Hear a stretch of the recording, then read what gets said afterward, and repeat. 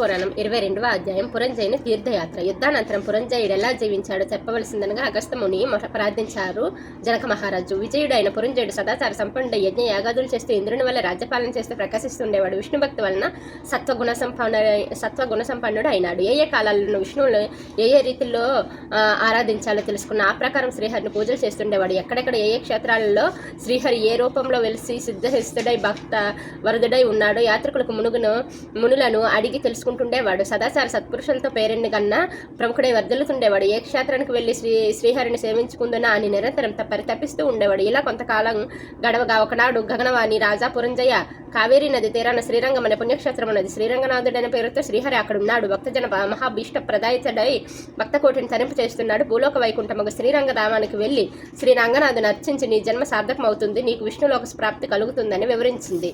ఆ పలుకులకు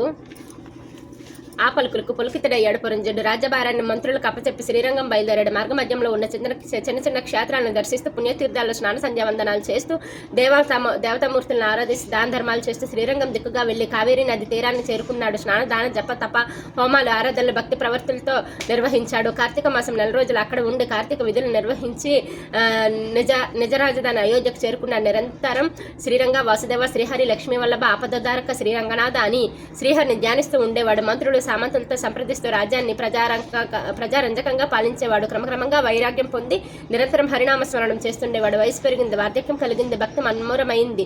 పుత్రుడిని పట్టాభిషిక్తుడిని చేసి పుత్ర పౌత్రాదుల మమకారాన్ని తుంచుకొని సర్వం శ్రీహరి అని భావిస్తూ ప్రస్థాశ్రమం తీసుకుని శ్రీరంగం చేరుకున్నాడు. నిత్య పూజలతో జీవితాన్ని కొనసాగిస్తూ మరణానంతరం వైకుంఠం చేరుకున్నాడు పురంజయుడు. కార్తీక పురాణం 22వ రోజు పారాయణ భాగం. పురంజయుని తీర్థయాత్ర ముక్తి అధ్యాయం సమాప్తం.